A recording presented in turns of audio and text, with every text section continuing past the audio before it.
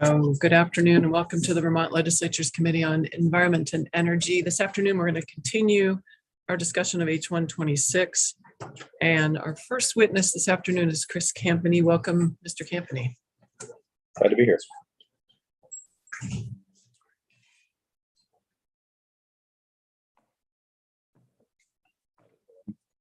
Good. If you go to full screen, we'll be all set. I am, but there we go. All right. Oh, that's good. All right, great. Well, thank you for having me. You want me to just go ahead and proceed? Okay. I'm Chris Campany, Executive Director, Wyndham Regional Commission.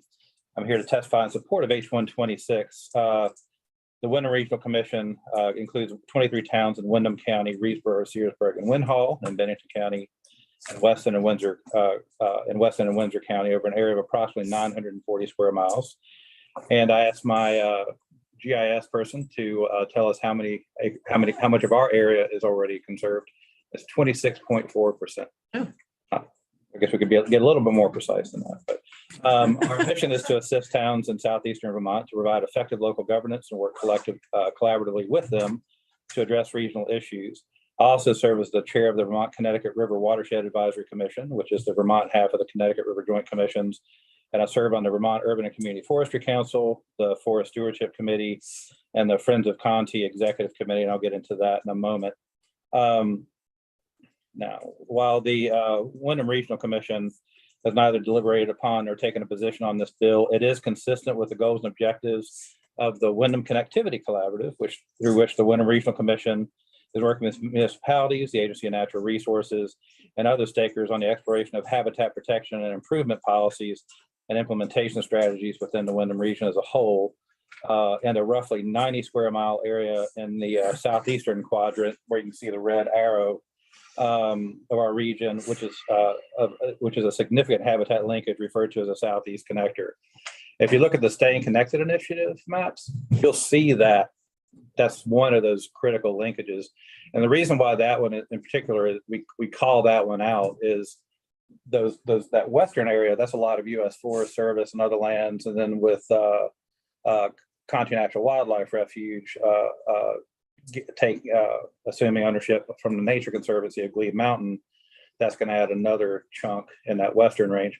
That southeastern quadrant, those are much smaller land holdings, and so that's why it's really critical to work with towns on policies, landowner initiatives, and other things on connectivity there. This effort was originally funded through a grant from the High Meadows Fund, and we're continuing to piece together resources to work on this. And I'll get a little bit more into detail on that as well.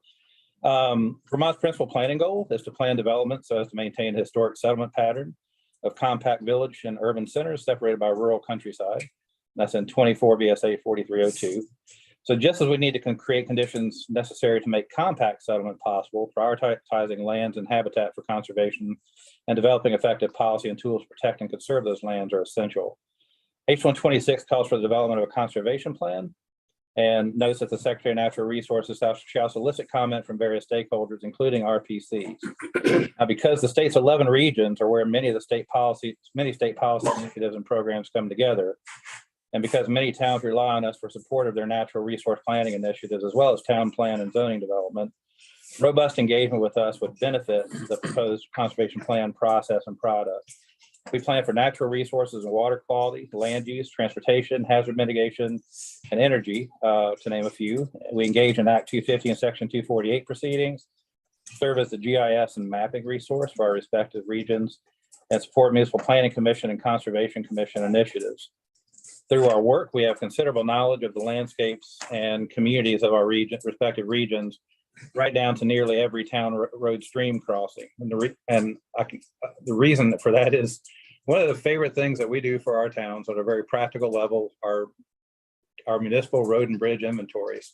And also then we supported them in the municipal road general permit road erosion inventories. And that literally meant staff have been out on pretty much every foot of road, even class 4 town roads. We had interns bike in, hike in, run in, and look at what the infrastructure, what the situations were there. Did you have what I know DEC likes to refer to as puking gullies or other things, even out on the class 4 town roads. So We literally, and then I'll mention this later on, but we maintain, collectively, the RPCs maintain a really comprehensive database of these town bridges and culverts. And one of the things I'm going to mention is we already maintain that. This wouldn't necessarily, this isn't in this bill, but just something for you to think about for later on.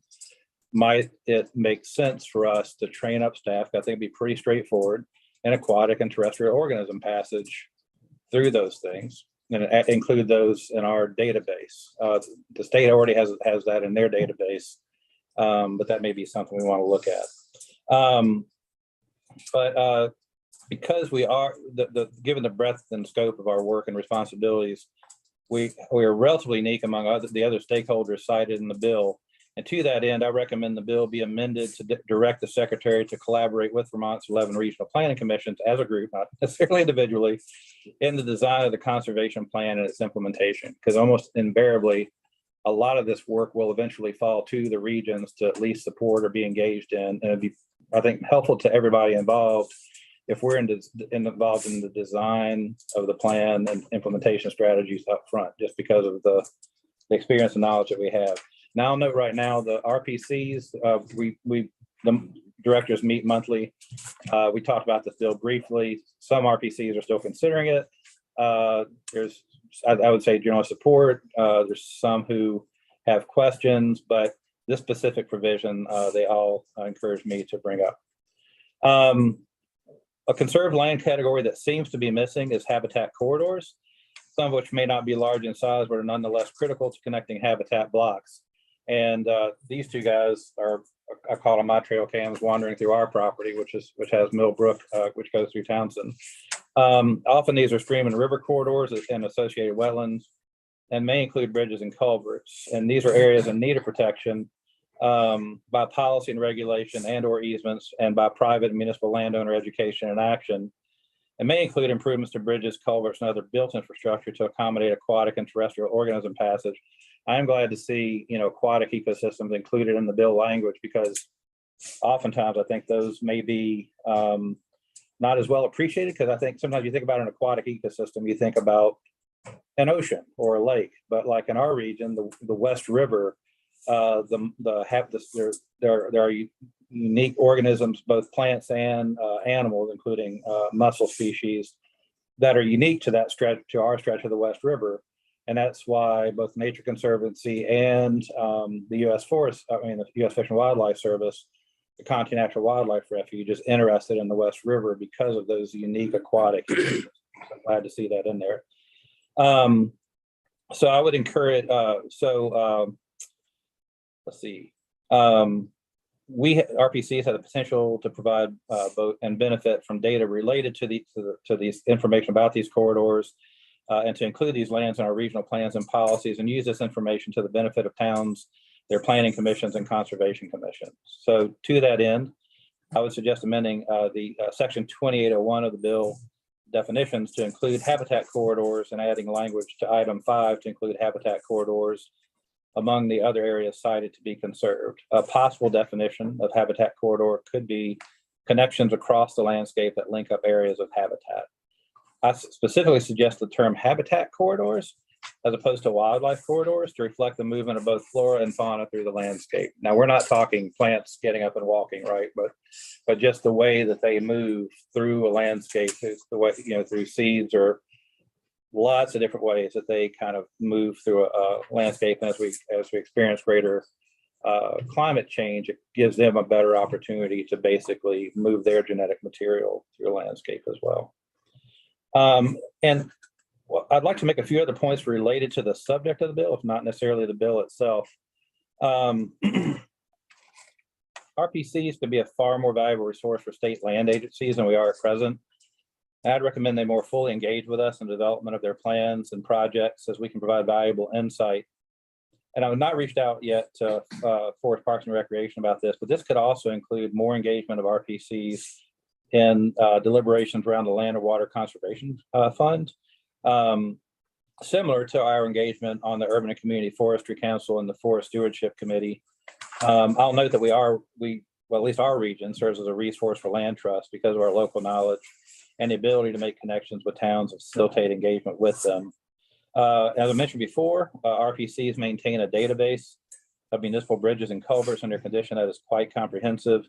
With proper training of our staff, this database can be used to capture data and information about aquatic and terrestrial organism passage of these town structures, and could be updated as we conduct bridge, culvert, and road erosion inventories. We're actually in conversation with UMass Amherst Designing Sustainable Landscapes Project, because they're taking multiple data layers, analyzing them, and kind of doing fairly detailed passes at potential corridors that relate not only to where rivers and streams and other potential corridors exist, but also they tie that into characterizations of bridges and culverts and their ability to pass aquatic organisms and terrestrial organisms or not. And so we're really interested in how their model can be applied to our Wyndham regional connectivity work, and then also provide information for our regional planning and municipal planning. And I spoke with the Agriculture and Forestry Committee about this. Farms and working forests have an important role in habitat conservation and connectivity. We need to understand how well federal and state programs are or are not working for them, and what can be done through current and new state programs. Furthermore, the economic viability of our farms and the economic well-being of those in the farm economy are essential to keeping farms as farms. The health of the farm economy is essential to ecosystem and carbon sequestration functions that farming provides. And a related matter is the need to understand the extent to which farms and forests are being or will be converted to other uses. While farms do produce greenhouse gas emissions and need to manage for water quality, conversion to residential subdivisions or other development will arguably produce more emissions and compromise water quality and quality and quantity. Sale of farmland is often a retirement strategy for farmers, even when passing the land down to the next generation, and it also may be necessary to pay off debts. I'm not aware that the Agency of Agriculture, I've reached out to them before while I was on the Climate Council to see if they or any other agency tracks the subdivision of farmland or the conversion of its use to other purposes. And I'm not saying we need this to say you can't do that, but it'd be really helpful for the state, regions, and municipalities to have this information to know what's happening and what's likely to happen. And related to this related to this is farm and forest land conversion are the 5-lot and 9-lot loopholes in Act 250. Act 250 is not triggered by the subdivision of 5 lots or fewer in 1-acre towns, that is towns without zoning, or 9 lots or fewer in 10-acre towns, that's towns with zoning, over a 5-year period. And farm and forest can be developed under the radar. Zoning is not a panacea either. Rural sprawl continues to be the default development pattern in our region and the state as a whole. This is what we call a measles map. This happens to be Marlboro. I'm not picking on them in the least, but this is just fairly typical zoning that a lot of our towns have. And what you're seeing here is a hypothetical map. This land would not all be developed for a number of different reasons, including just whether it's desirability or ability to get a driveway in, if some may be landlocked. But it shows what can happen under the town's 2-acre zoning scenarios, 10-acre zoning scenarios, 27 acres, and 2 acres. I'm not saying this is the wrong thing. They have amended their zoning bylaws to provide better protection of streams and rivers and some other corridors, which is great, and it fits into the goals of this bill. But I bring this up just to say that, not this committee, but sometimes what I will hear is if only towns would include more information in their town plan, and if only they would include it in their zoning, but it is not a magic bullet. And so we just need to realize that. I'm not saying, I don't have the magic, can't snap my fingers and magically fix it. And on the Act 250 question, I'm not suggesting every acre of land be regulated under Act 250, but it's part of the context that we need to think about. Vermont is challenging because we have a very diffuse land use planning structure spread across, over, about 250 towns, and regions. We have standing in Act 250 and Section 248. That's only for projects of regional significance, and we don't see a lot of those. Generally, they're related to when it comes like to housing or other larger development, it's related to resorts. It's not other subdivisions. So just wanted to just bring to your attention that I do think, having more understanding about how to maintain these larger blocks and connecting those blocks is important as we look at this larger context. And the other challenge that, Okay, going back to the previous map, doesn't really look like the measles line up with the zoning districts necessarily. if I could do an overlay, it would do better. Also the scale of the maps is a little different too, but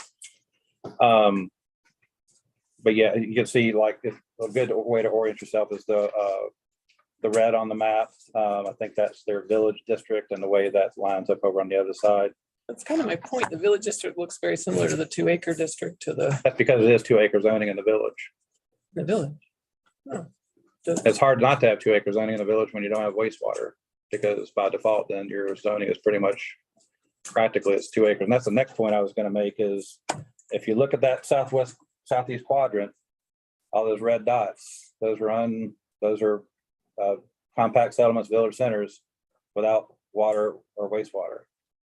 And so all those villages that could potentially be places for really well-designed infill housing or village adjacent housing and helping us achieve housing at scale.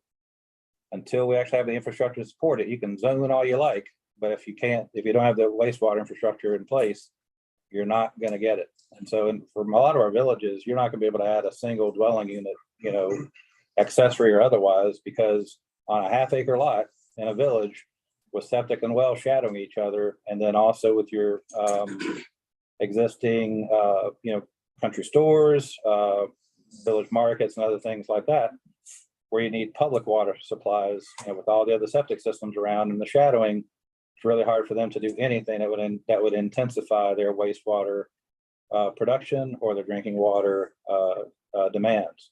So until we figure out how to do a better job of actually creating the infrastructure conditions to make compact settlement possible, rural sprawl will remain the default. I've yet to have anybody provide me with facts to refute that.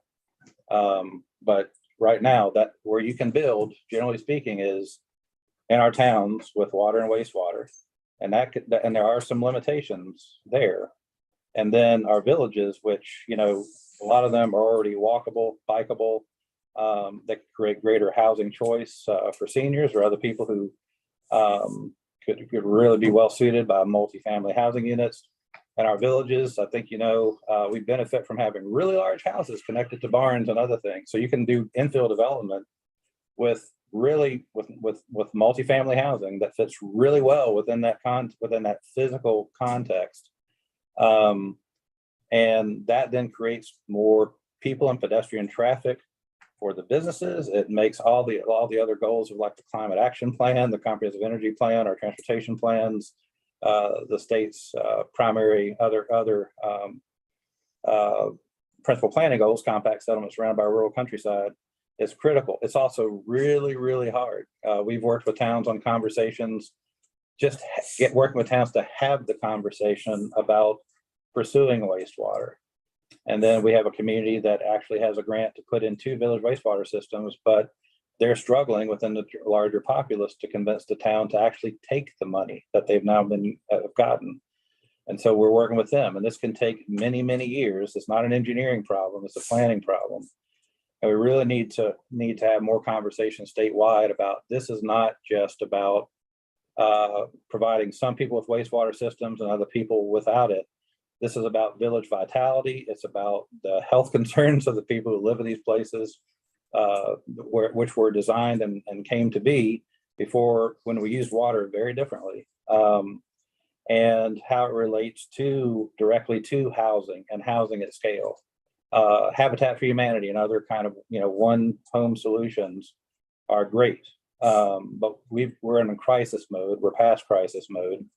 And we need to figure out how to get housing at scale, 25, 100, Brattleboro right now, the current demand, and the study was done prior to really taking into effect the people moving in during the pandemic surge. They need 500, more than 500 housing units right now. In our region, I'm sure it's in the thousands.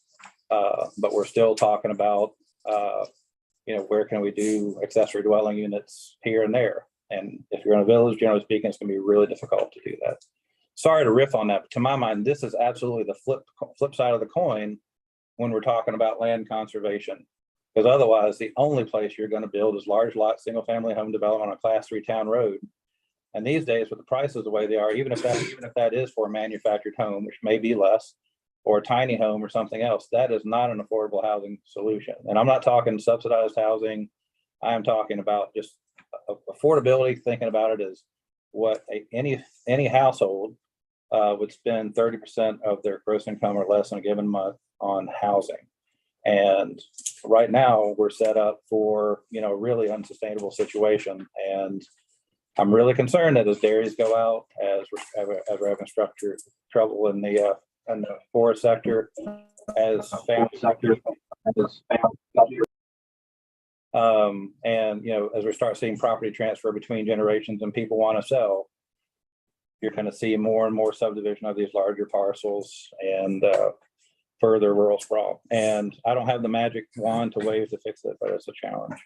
So thank you for riffing, actually. But I'm sure we'll have you back to delve into this further when we get to housing issues here. But I'm curious if anyone has the data on how many of those. I mean, the other way to look at that map is 101 towns have water and sewer. What is the existing kind of capacity? Has anyone looked? I don't expect you to have the answer. I'm glad you asked. So I have been proposing for our region and for the state as a whole, and Laura heard me, I think, present that, or not Laura, it was part of our comprehensive economic development strategy. It is a priority under our under the development priorities with Agency of Commerce and Community Development to develop an assessment of our existing wastewater capacity, period, in the region. And frankly, we need to do this statewide. And I made the pitch when the governor's cabinet came down to a meeting in Manchester, and I'll make it again when they're in our region again this coming Monday, that we really statewide need to determine what the existing capacity is to tell this story, because we as regions need it. The regional development corporations need it. The town planning commissions need it, because it really does tell the story of, frankly, if you want housing, here's your opportunity. You either have the capacity to get it or you don't. And it's going to be really hard to go to the housing trust and ask for it, or even private developers or anybody else, if you don't actually have the capacity. Or then there's the flip side, the opportunities. Here's where we've got it. Where are the opportunities for infill development to really achieve it, so that you can maximize the use of these places that have that capacity? Or, like, I've been championing the development of housing on what was formerly the Austin campus, now it's Winston Prouty. The potential of 150 to 300 units on that former campus, but even there, it would need wastewater capacity extended to it. Right now, the line is too small.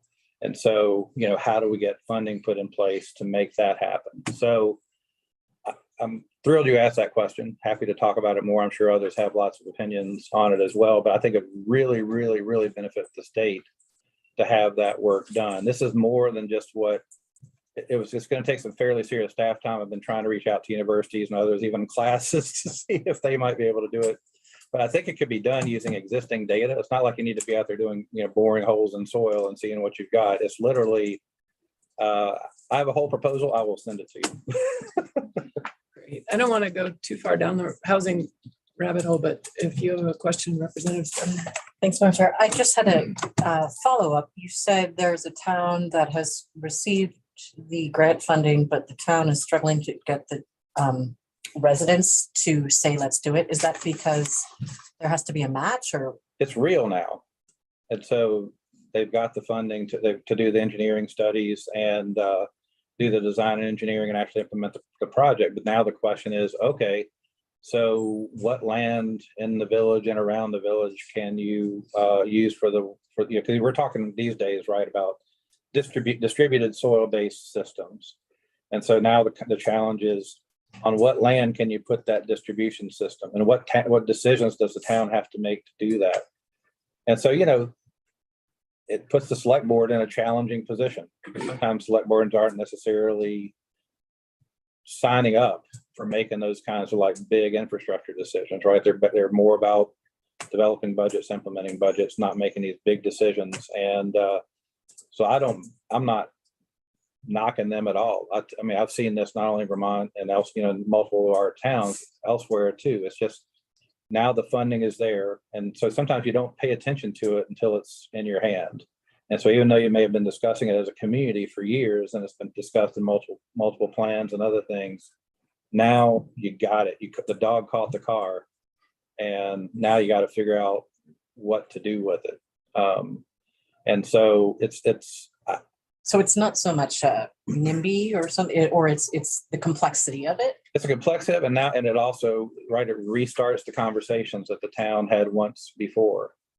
And that's one of the unique roles that regional planning commissions can play, and they've contracted with us under some of the grants that they've gotten, the wastewater grants that they've gotten to actually help facilitate conversations within the town about again, the need for this. Not telling them you have to do it, but more here are the facts, and this is about like restoring the vitality of your villages to what they used to be. And a lot of our communities, right, this is all complicated because they are in floodplains or in river corridors. And so how do you then improve the resilience of what's already there, and then do the infill and grow the village away from those hazards? And so it just opens up all kinds of conversations. So really the wastewater conversation is instead really a conversation about what do you want your village to be? What uses do you see in your village? How does that benefit the life of everyone in the town? How does it benefit the lives of those people who are already there and the businesses that are already there? This isn't about, oftentimes I think visions go to suddenly we're going to just open up our village to all kinds of growth and we're going to look like generic suburbia. That's not going to be the case. And we're talking, again, soil-based systems. So it's going to be limited to what the soil carrying capacity is. So that's the nature of the conversation that happens. And I totally get it. Thank you. And if you don't mind sending that write-up that you have. Yeah, okay. I'll do that. Yeah. And so I'll wrap up. And this is, while state law certainly can't direct federal land acquisition and management practices, we encourage federal land agencies, such as the U.S. Forest Service, U.S. Army Corps of Engineers, and the Department of Interior to engage with RPCs, municipalities in their planning as early in the process as possible, preferably before a draft is released for public comment. I joined the Friends of Conti and now serve on the leadership of that committee or that organization specifically for this purpose, to raise the issue of greater engagement with municipalities and regions. We've actually had at our region really good conversations and relationships with the U.S. Forest Service. It was a bit more challenging actually with Department of the Interior when Conti developed its plan. There's more with NGOs, very little engagement with municipalities until the draft came out, and then they asked for comments. But at that point, the cake is pretty well baked, and the frosting is generally on the cake. It just doesn't have the candles on it yet.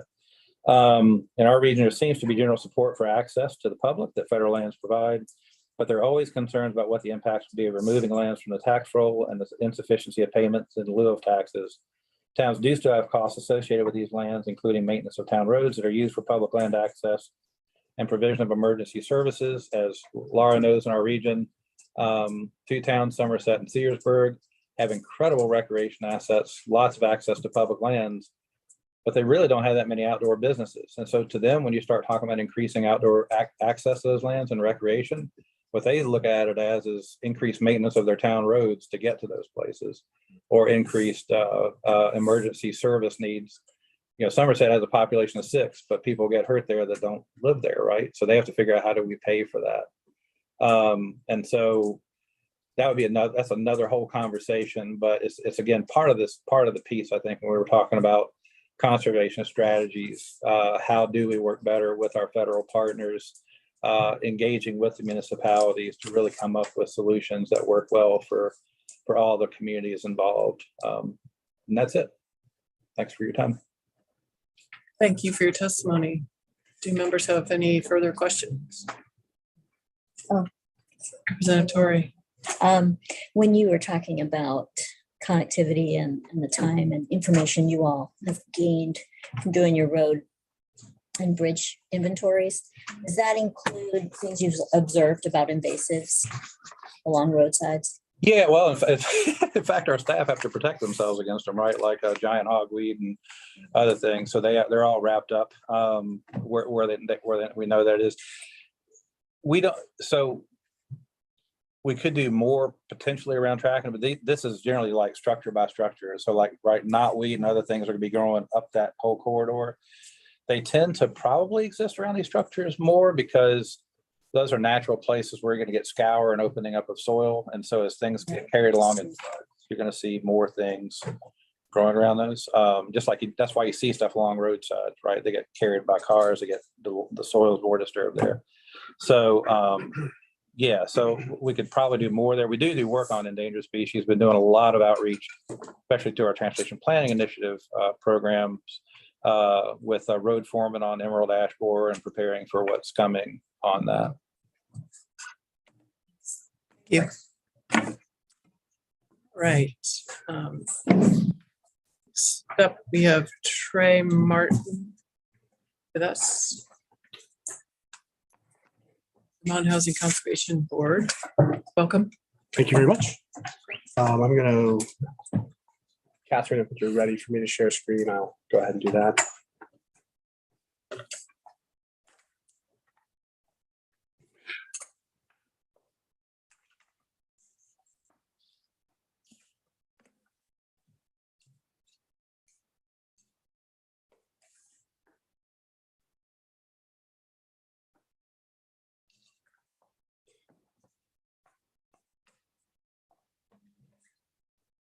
ahead. Good afternoon. For the record, my name is Trey Martin, and I'm the Director of Conservation at the Vermont Housing and Conservation Board. I'm joined today by Polly Major, who's the Policy Director. Many of you probably worked with Jen Holler over the years, who retired last June, and Polly joined us from Senator Leahy's staff and is filling that role now on our team, and will probably be in the building and in the room, so wanted to make sure that we introduce her today.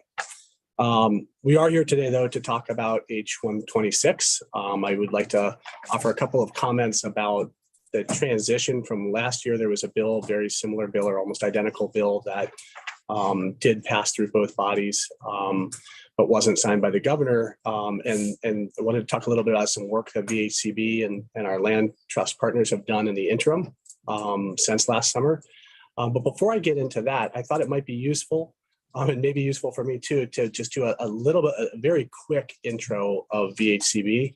I'm hoping that you'll invite us back to do a deeper dive on our full suite of programs, sort of along the lines of what my colleague Chris Campany was talking about. We're working across the different phases of this question. So on housing and rural community development, as well as conservation and rural enterprise. So it would be, I hope I can whet your appetite today quickly. And then that while you're doing intros with folks, that we could come back and bring Gus Seelig, our director, and talk a little bit more length.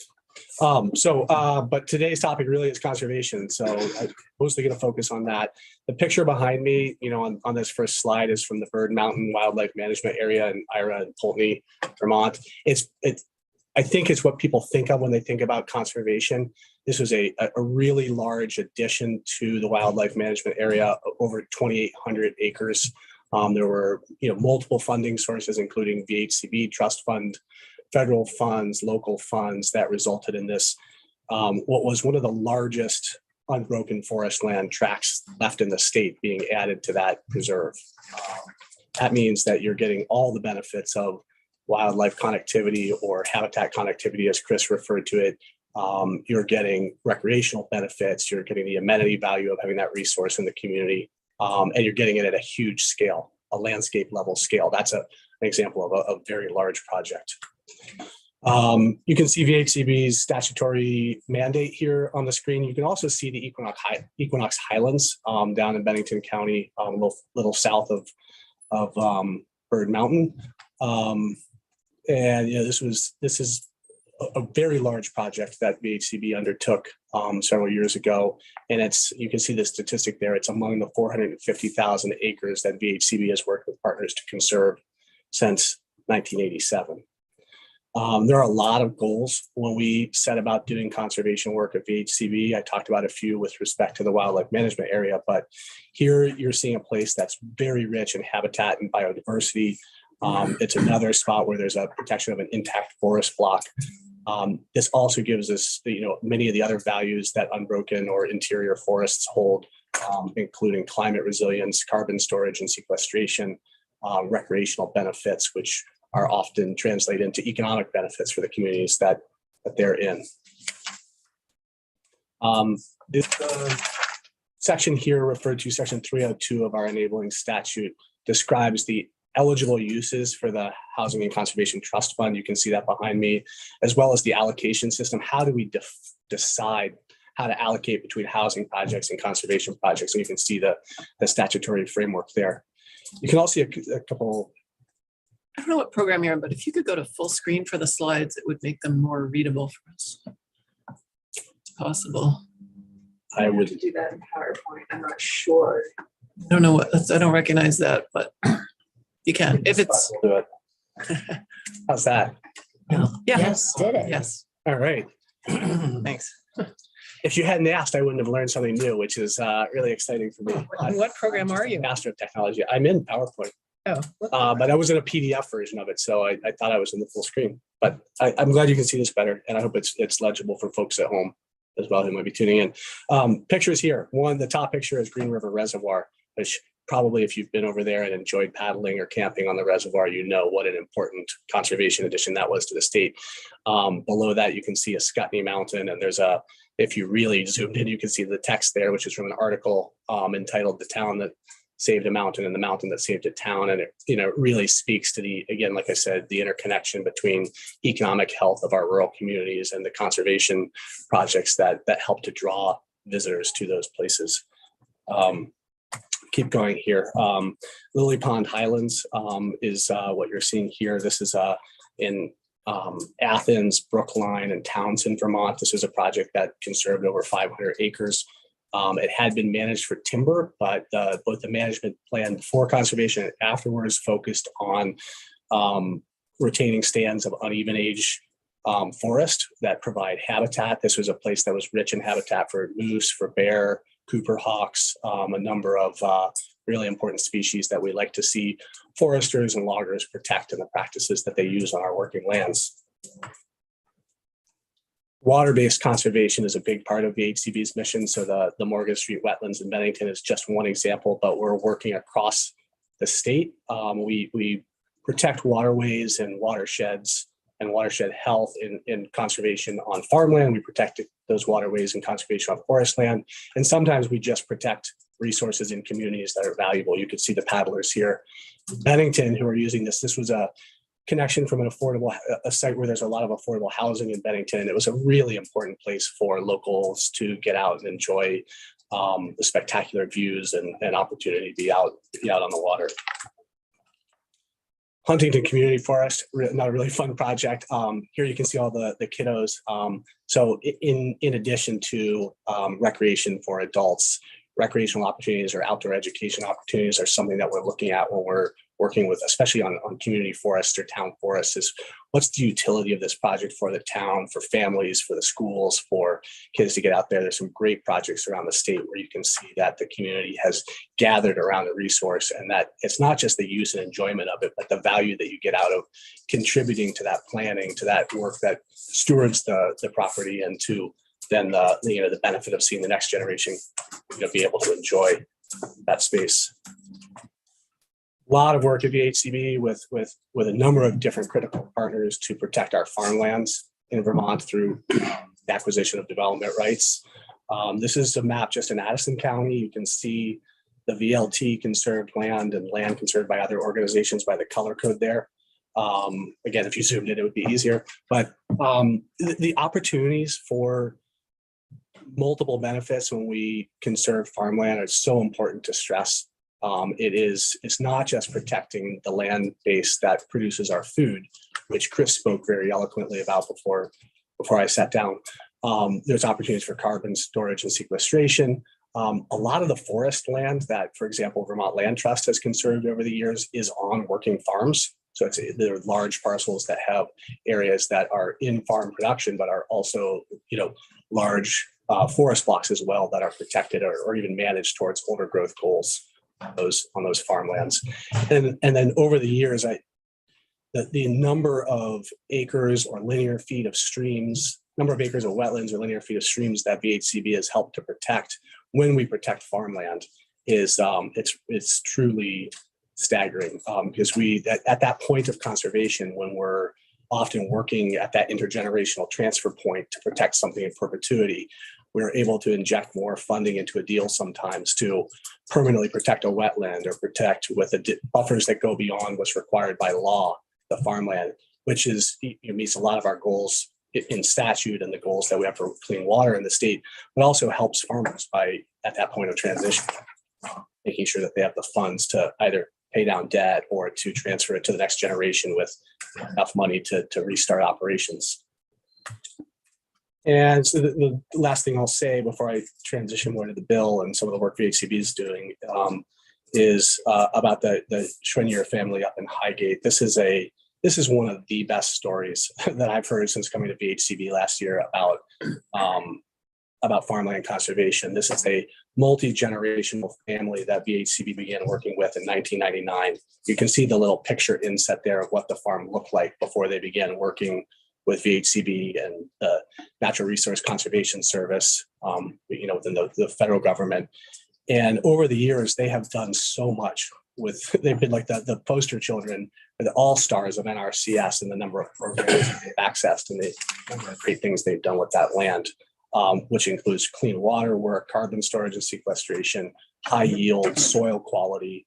And in 2021, we nominated the Schweniers and they were awarded the Aldo Leopold Award for Conservation for New England, which most of you probably know who Aldo Leopold was, but he is the hero of the early conservation movement in this country. And so to see that outcome based on farmland conservation illustrates this really important point I want to leave you with, which is that we're working across multiple venues and multiple types of conservation strategies to do our work.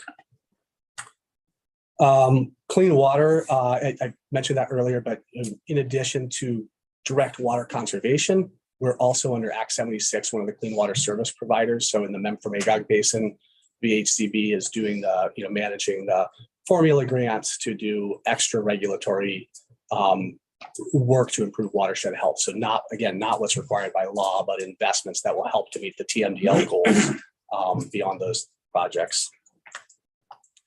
And then we are supporting across the landscape rural enterprises, because in order to have a really healthy rural economy, we have to make sure that the farm enterprises, forest enterprises, and recreational enterprises that thrive in those places are supported.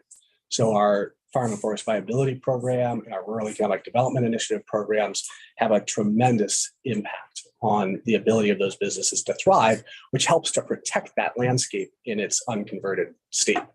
I think since 2017, the Rural Economic Development Initiative has invested $275,000, and we've helped small communities draw down over $10 million of grant funds from external sources. That's an 18-to-1 return on investment that you get out of those dollars. And the viability over 20 years has supported over 900 different farm or forest operations and helped them to do business planning or transfer planning or other kinds of sort of enterprise goals that they might have. We have a question from Representative Sibley. Yep. Thank you, Trey. Regard to the READY program. Yeah. Is there a map somewhere around, geographic map around what regions of the state are accessing those funds? And do you know if there's any region that more accesses those than others, or is it pretty evenly utilized throughout the state? And this is not a Chittenden County trick question, actually. I'm more looking around the kind of whole part of the state. Yeah, I don't have that just off the tip of my tongue know that I can promise you that, but I'd like to see what we have. I'm sure that we've done some kind of graphic organization of the businesses and towns that we've helped. I would say that the statute requires us to work with communities smaller than 5,000 people in population. And I think it's a pretty, just based on the projects I've seen since coming into my role, it's a pretty good distribution geographically around the state. But I think we can get you better data than that, Representative Sevilla. Thank you. My question is really centered around, I understand that so the Kingdom, for instance, has a lot less regional planning capacity and development capacity. And so I'm trying to understand if this is actually utilized more in the Kingdom, if it's kind of compensating for that or not. That's a great question. And we're happy to follow up on that. Appreciate that. So I'm going to transition. Like I said at the outset, I want to do a little teaser on VHCB generally in hopes that we could come back and talk about all those programs a little bit more. But we are here to talk about H126 today.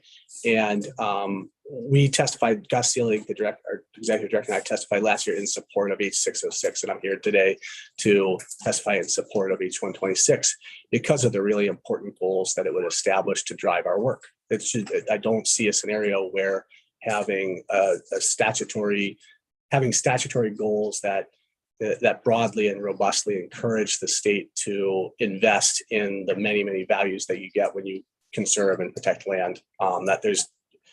It's just simply it's so important that I really hope that the committee will help to move this forward again this year.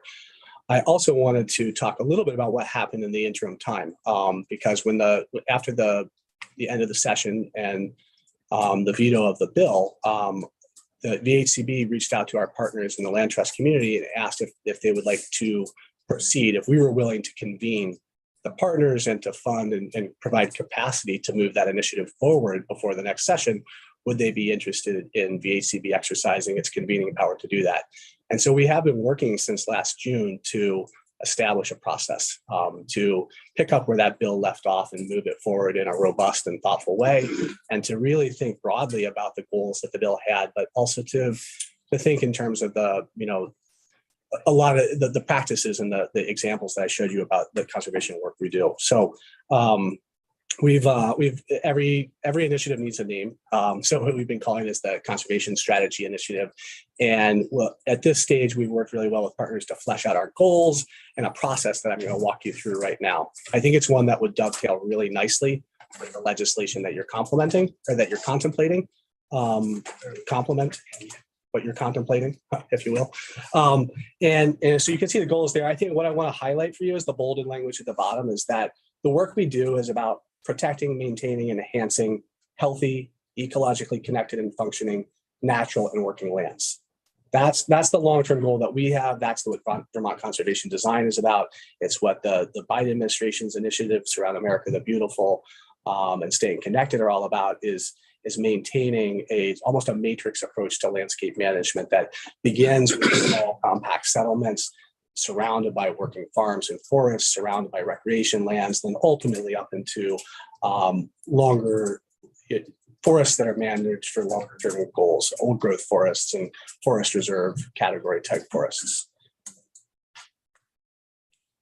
We've been meeting with, initially you can see the partners who we've been working with over the last couple of months, the two agencies of natural resources and agriculture, food and markets, as well as land trust partners, the Nature Conservancy, Vermont Land Trust, Trust for Public Land, and Vermont Audubon. That's just been kind of a preliminary group to help us get this off the ground. And you can see the public stakeholders that we contemplate engaging with over the course of the next couple of years listed below that. It's a really broad and inclusive list. We know that the committee and the legislature last year intended for this process to be broad and inclusive. So we're trying to name folks who are going to be in this, right off the bat, and hold ourselves accountable to facilitating a very inclusive and thoughtful process over the time that it will take, which we think is a couple of years, to really develop a thoughtful and comprehensive statewide plan. We've divided it into a couple of phases. The way that we're thinking about it right now, when you're going to do planning work, you need to have a baseline or a catalog. And one of the things that was discussed and that's really missing is agreement around what have we conserved, what have we protected, what are the other strategies that we've used to date. We need to memorialize that as we're getting started. So phase one of this work is all about creating that catalog, the different types of land protection strategies that we use, the acres protected, the funding sources that support those, the partners who do that work. We'll be able to organize that in a spatially explicit and shareable format and bring it back to you all, as well as to educate the public about what Vermont has accomplished over the last 30, 40, 50, 60 years. We would do a lot of outreach and education around that at the completion of this, which we anticipate doing over the course of the spring and summer of this year. Trying to finalize that plan and have it shareable in a final form by the end of the summer. The second phase of the work, so building off of that catalog, is to develop and adopt a statewide conservation plan that would drive our work for the next 30 plus years. People talk about 30% conservation by 2030 or 50% by 2050. So when I say 30 years out, I'm aiming at the second date, building a long-term strategy for our work. And that work is, I don't want to read this to you, but just pulling a couple of things out here is that we're talking about not just increasing the rate of conservation, which we really would have to meet those goals, especially depending on how you categorize, the different areas that are protected, or no matter how you categorize it, we have to increase the rate. We also want to increase the quality of it. We want to make sure that we're building the kind of agency and partner capacity to steward that land over the long term. It's one thing to acquire lands or acquire conservation rights to property, but taking care of that land, making sure invasives don't grow up, make sure there's not encroachments, making sure that trail infrastructure or other infrastructure is protected, that's a really complicated and expensive proposition. And the more we protect, the more of that work there is to do. The agencies desperately need staff to be able to do that work, as do the conservation partners. So part of the work would be not just to describe how do we get there, but what does it cost? And what are the kinds of funding sources besides the Housing and Conservation Trust Fund and the federal dollars that we draw down that we would use to meet those goals? Last sort of substantive slide that I'll do, and I'm happy to take as many questions as you have, is just to kind of point to the different strategies or tools that are already in place and that would help us do this work. And this is like a good news slide. The Vermont has been working towards these goals, whether they knew it or not, for a long time. Conservation design is named in the statute, but there are a number of other tools and partner strategies that are out there, including obviously the climate action plan, where those goals are, pulled out. The 30 by 30 and the 50 by 50 are announced in the Vermont Climate Action Plan. ANR has several different planning tools that are important, including the Natural Resources Forest Action Plan, a Wildlife Action Plan, and then the Forest Future Roadmap Initiative that you probably will hear about from Commissioner Fitzko if you haven't already. TNC has a great resilient and connected landscapes tool that would help us to inform our work. Trust for Public Land several years ago conducted and published a terrific study on the return on investment that you get from conservation. So it's not just the amenity value or the economic development value of drawing visitors to an area through conservation, but the actual long-term avoided costs when you protect wetlands, when you protect river corridors, when you protect farms and soil. There's a lot more to it than just the $88 a day that people estimate a visitor to a state park would spend in the local economy. And then, in terms of water quality, we have to talk about, when we say we're doing conservation and protecting the landscape, we're protecting watersheds and we're protecting the waters themselves. We have TMDLs, total maximum daily loads, which are pollution budgets for our waterways for almost every watershed in the state. We have basin plans that drive the actions and planning and identify the different stressors that are going to impact waters negatively that are being implemented. And then there's a host of other water quality planning tools that are out there that I know that you're aware of, and that I would like to make sure that we incorporate in the effort as we undertake this.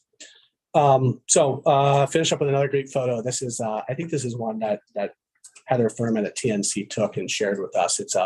It's Willoughby Peaks in Westmore. And this is another, you sort of start where I finished with a huge landscape level, conservation project. This one added almost 3,000 acres to a 12,000 acre block of connected and protected land in that part of the state. Going back to that, this protects shorelands, it protects streams, it protects ponds, it protects wetlands, all of which flow into Lake Memphremagog. And it's a huge area of habitat connectivity, biodiversity, and very rich in wildlife and the different recreational opportunities that come with that. So I'll leave the photo up because it's nicer looking than I am, and you can just look at that and it makes me really happy. There are a couple of things I would leave the committee with. One is that I would ask you if you're interested in learning more about what VHCB is doing and supporting the work that we've been doing, to consider amending the bill H126 to identify VHCB as a player, as a convener in this. We have been working closely with the Secretary of Natural Resources and could offer language to describe our role, and so that you can help us hold ourselves accountable for the process that we're doing. I think that the session law goals in the bill are really important, and they do provide good direction for an agency like ours, which is one step outside state government, to play that role and to work with the secretary and the stakeholders. So that'd be the first thing. The second thing is, if there are places in the bill that are really, where the definitions are really crisp and defined, and then there are places in the bill that say, if the secretary or VHCB and the secretary, if you agree with that approach, want to propose changes or amendments or new definitions, to come back and do that. That kind of flexibility in bill language is often very helpful, but I'd love to suggest there may be other changes that we can look at to make sure that it's clear that this process is going to drive the planning, and make sure that we don't feel frozen in place as we get started with the way that the bill is describing our goals. Not to avoid shooting for permanent conservation, not to avoid protecting landscape that has the values across from natural to working lands, to think about how that flexibility in the bill language welcomes that process to kind of the experts who are going to do that to bring back recommendations. And then lastly, the budget is needed. VHCB we've been asking our partners to give us the capacity that they have, and using our own capacity to do this. We will be hiring facilitators to help drive this process, especially to do a really thoughtful and inclusive outreach process. Requires funding. Most of this is stuff that we've already budgeted for, but the more we've learned about the costs of doing really good public outreach, where engaging community members means sometimes providing travel stipends, providing food or childcare so that people can come to that. Or if you're asking people to serve on subcommittees, there are times when people need to be compensated for that. And as we develop a budget for that, that's a place where we surely could use support from the General Assembly to help make sure that this is as inclusive an initiative as it can be. So I will stop there. See if you have any questions. Representative Sevilla. Okay, great. Let's make sure that I don't forget them. So I appreciated your comments on the goals and tightening the language to make sure we're not freezing in time while we're creating the plan. I think that's what I heard you say, which I was a little concerned with too, looking at it. If we don't have specific goals, if that's what we're creating in the plan, I wouldn't want the agency to feel like, oh, we better just stop here or prioritize this here. Am I hearing you correctly? Do you understand what I'm saying? Am I hearing you correctly? So It sounds like you heard me correctly, but I'm not sure what the question is. There's no question. Okay. So am I hearing you correctly? Yeah, what I was suggesting is that if you're open to seeing suggestions in language, there's some suggestions around VHCB's role that we could play. Yeah. And there's a place in the bill that says the secretary in working on this shall propose amendments or changes to the 3 categories that are there. And I think that's really important language in the bill. I would like to look at that more closely and think about, is there ways to make sure that as we're developing this plan and doing this catalog, that if we want to suggest changes to those categories, or if we want to suggest changes to the way that we're approaching these goals, that would be welcome. Not necessarily, I think it's really important to have clear goals in statute that people understand. That helps to drive the process, but to make sure that the process itself can bring back recommendations, and there's some flexibility about how we define, what are working lands versus natural lands, or what's the value of different conservation strategies or tools that we may use, the alternatives to conservation easements or fee acquisitions. I know those are things that the partnerships, the different partners that we work with testified to last year. And I'm asking the committee if you would be interested in seeing places where we can say, this is how, as we do that baseline catalog, we may recommend some changes, or we may recommend a plan that has more farmland conservation or more biodiversity-based conservation on farms than what we had initially categorized. Okay, I was not hearing you correctly, and that is helpful. So thank you. In terms, where in the bill would we add the HCB? There's session law at the end of the bill that tasks the Secretary of A&R with working with stakeholders to develop a plan. In the plan, so I think that could be easily amended to say, BHCB in consultation with the Secretary or vice versa shall work with stakeholders and develop a plan. Okay. I can also show you the language that we're using to describe this, if that's helpful to polish that section and make sure that the things are as aligned as possible. We have not yet published our RFP to pull facilitators in, so there's time to adjust on our end. I mean, we want to be flexible, and we see this as a collaborative process with the General Assembly. I would be interested in seeing that. And then my last question is, I'm a little confused, I think. So I'm not sure so I think it was the strategic, what is it called? The strategic. For the initiative. The strategic initiative. So just help me understand that work in the frame of this bill. Where does it, so we're going to create a plan. So we're putting in law goals, and we're saying thou shalt go create a plan, implement those goals. You'd like us to add you working with A&R. Where does this fit into that? This is that. This is that. I posit to you that this could be that. Okay. And that we've been working since last summer to define goals and define a process that we thought would be where if the bill had passed and we had been working with the agency or vice versa starting last summer, what will we have done? I think we would have defined a process and a set of goals and stakeholders and expectations. So we're a little bit ahead of where we, were last year at this time, because we've had the chance to think about this offline. We also are somewhat holding and watching, what the committee and the General Assembly is going to do this year to make sure that what we're doing isn't somehow at odds with what the legislature would like to see happen with this plan. Okay. Last question. Yeah. Is you said budget. Do you have an estimation on that? Nope, I don't today, but while you're working on the bill, I could come back to you with a better estimate of what robust public process and outreach would take. I don't think it's, not hundreds of thousands of dollars. It was, a budget to make sure that we're conducting meetings that everybody can attend. And so I think that's in the nature of, probably $80,000 to $100,000 to conduct events and make sure there's food, childcare, compensation for people who participate. Madam Chair, what is the timeline for us letting appropriation? Yeah, well, we need to, yes. So we need to look into that further Yes. and think that through, how that might work. I hear you on the money, but also have some practicalities to address. I guess I just would want to, so number one, under the plan shall include a review of the 3 conservation categories defined in section 2801 of this title and suggestions for modifications or additions to these categories.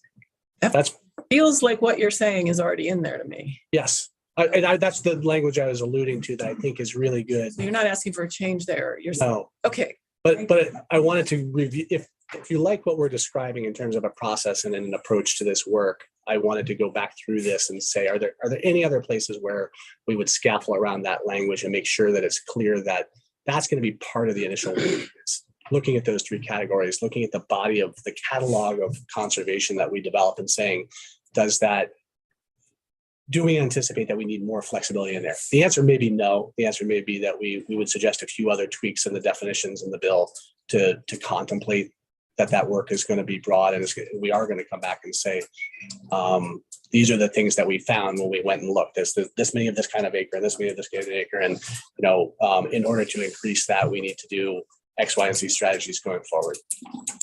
I would like to make sure that the folks who are doing that analysis feel like they have as much flexibility, that they have as much sort of deference to their expertise as possible. And I'm not talking about me, I'm talking about the science staff at A&R and AFM and at the land trusts who are going to be doing that really important phase one work to establish that baseline.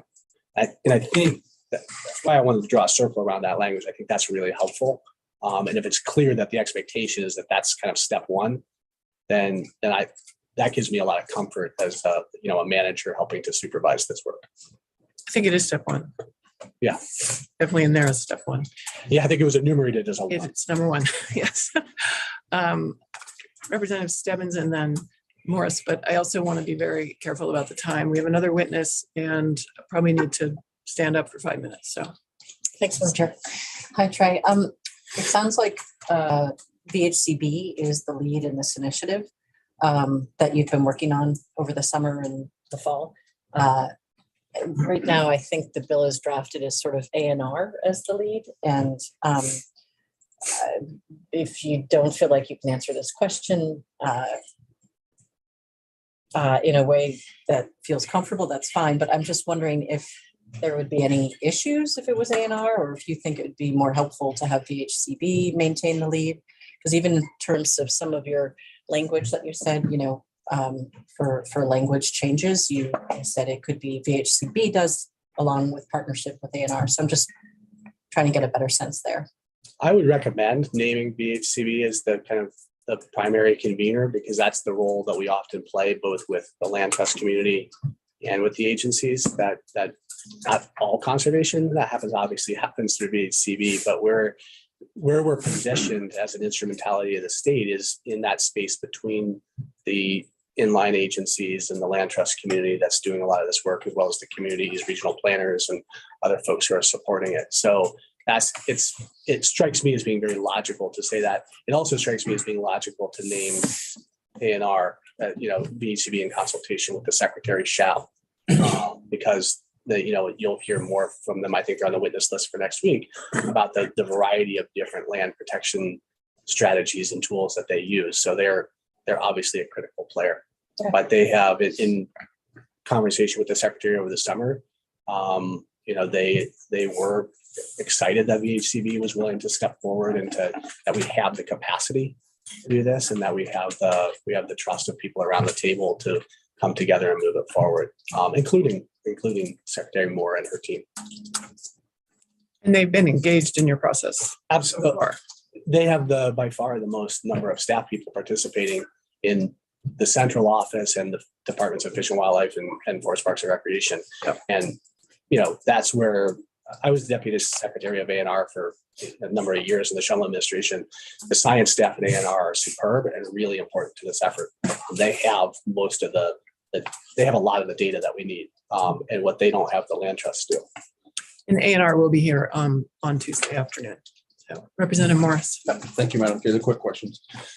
So if I'm reading this correctly now, on page 8, the VHCB is involved with the secretary soliciting input, and same with the RPC. So I think we maybe have that covered on that section of it. I'm also wondering on your conserved land that VHCB owns, is that open to outdoor recreation, and is it forest managed at all, or what use value appraisal, or is it ecologically reserved, or?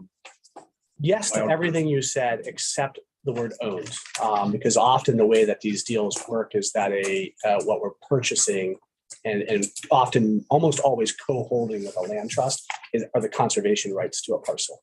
So it's not generally a fee acquisition, although when we work with the state sometimes, like that Bird Mountain and then the project up in Willoughby State Forest, actually at the end, those ended up being acquisitions of fee land that the state is the fee owner of. But there's still always a conservation easement that we would co-hold with TNC or with the Vermont Land Trust or Upper Valley Land Trust. There are a number of different Stowe Land Trust that we work with. Thank you. My mistake. I heard purchase and I. No, that's okay. Yeah, purchase Wide ownership. property rights. But yes, recreation, yes, forest management, yes, farm, farm production, yes, water access, yes. Everything else, yeah, production of timber and other forest resources. Thank you. Great. Thank you so much for your testimony and for getting us started on this work. Yeah, and we, like I said, we were really enthusiastic about this last year and didn't want to let time pass because the clock is ticking towards those goals. So thanks very much for having me in today. Yeah. All right, committee, we're going to take a 5-minute break and we have one more witness before we break for the day. So